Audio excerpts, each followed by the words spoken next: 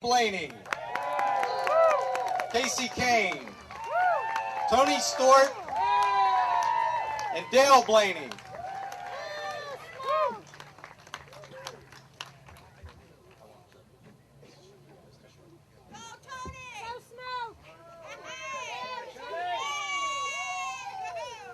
So we're here to do some sprint car racing tonight, and that's what we're going to talk about, guys. We're going to stay away from the NASCAR stuff, give you the night off. Dave, your first race win, I believe, was back here at the Speedway. Do you remember it? Tell us about those final laps, coming home and winning that first time in your family-owned car. I can remember what year it was, but other than that, it's a long time ago. But yeah, I obviously grew up around sprint cars and grew up watching my dad run sprint cars through the 60s and 70s, and you know, we kind of just gravitated right to it and right into that world, and it was a great way to grow up. You know, we didn't know any different. That was just how we grew up. So, you know, hard to believe we've got to where we've got, and we kept on racing for a lifetime, and you know, too much fun. What's it mean when you see the support to people come out here on a night to honor your dad?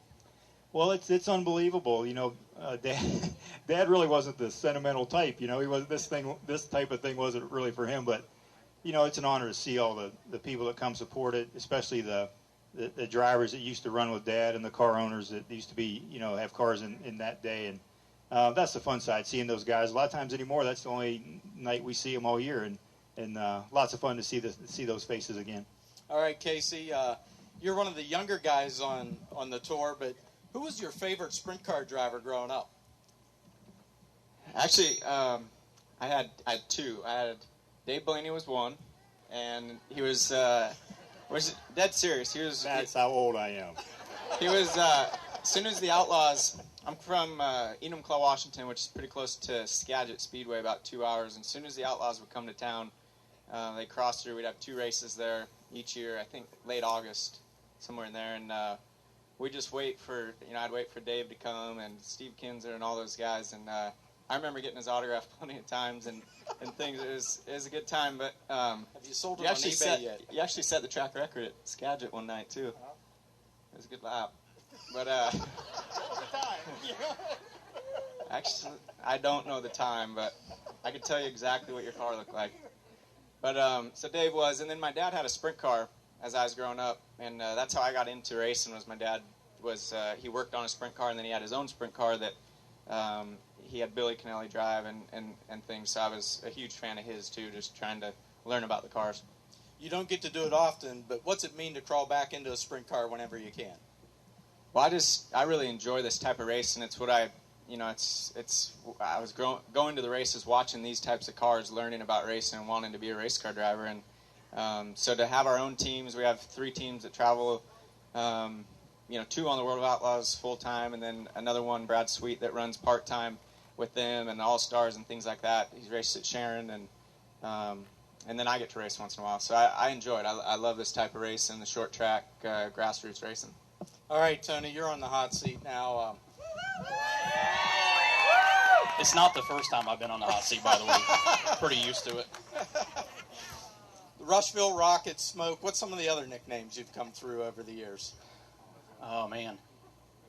They're not ones you can say in front of kids, but it's normally from other drivers. So, but no, I don't know. We've had the Smoke nickname we've had since I actually started in sprint car racing. I wasn't very good at throttle control yet, and you know, we'd run places like IRP and Winchester, and I always thought if a little was good, a lot was better. So if you just kept pushing it down, it was better. And I realized that there's a lot more positions other than wide open and all the way closed. I found out, and once I learned the 1,000 positions in between, life got a lot easier.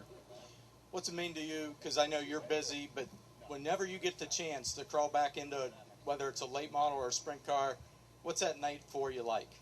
Vacation. I mean, this is, you know, when I raced sprint cars a lot, it was all USAC and it was all non-wing cars. So I ran the Silver Crown Series, the Sprint Car Series, and Midget Series, and didn't really get a chance to run wing sprint cars a lot, but I went to a lot of races.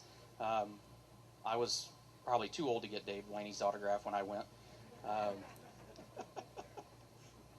was too scared to get yours. You're just too damn tall.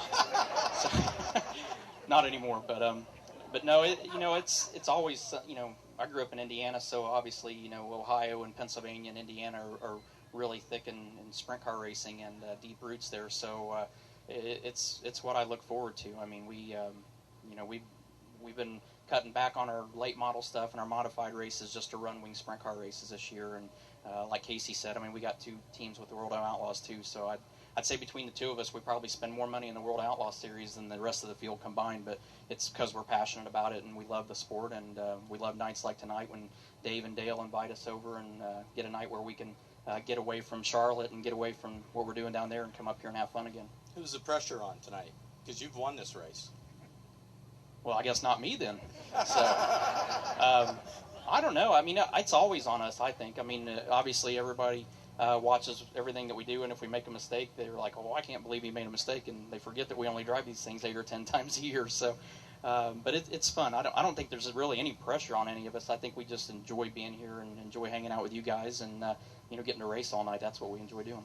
How about being the boss of Steve Kinzer and Donnie Schatz?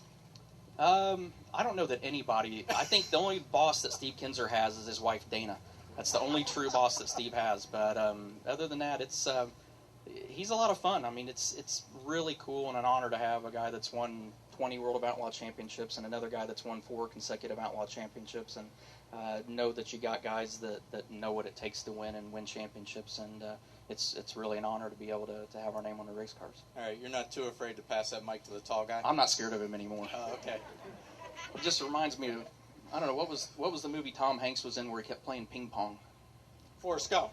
Yeah, remind me of Forrest Gump now. Run, Dale, run. I hope I'm in a heat race tonight. Dale, what's this night mean to you? It's special, you know, just to see those 3 guys over here. You know, that's what it's all about. And, you know, Dad had a lot of fans. He was well respected. So, you know, people have come out, you know, to show their support for him. And, but just to race against these guys and everybody else back in the pits is pretty neat. But don't get to race against Dave very often, and that's kind of special. We got a little bragging rights going on for tonight, so he hasn't beat me a little bit, but that could happen tonight pretty easily. Well, the talking in pits was you were going to beat all 3 of them tonight, so maybe the pressure's on you. That might have been their talk. So, those are 3 the best guys in the world. It don't matter what they're in, you know, whether it's late models, midgets, sprint cars. It doesn't really matter, but to be able to just race with them is pretty fun. You gear up for a night like that? I mean, because normally you're not on a track with a Tony, Dave, and Kasey all at the same time. No, hopefully I don't see them if I'm in front of them. So if I'm behind them, I get to see them, but hopefully I really don't get to see them much. All right, we got to call up the 3rd generation of the Blaney family here. Everybody wants to know how Ryan's doing. That's the one question I always hear from the people at the TV station. Where's Ryan doing? Dave always gives me updates, so now you got to update them and tell them what you're doing. And don't be afraid of Tony. His bark's worse than his bite. Yeah, this year we've just done a lot of super late model stuff and a couple K&N East races and an ARCA race at Winchester. And really, that's really all we're doing. Now, hopefully I was begging to get in a sprint car tonight, but I think Dad was afraid that I'd beat him. So,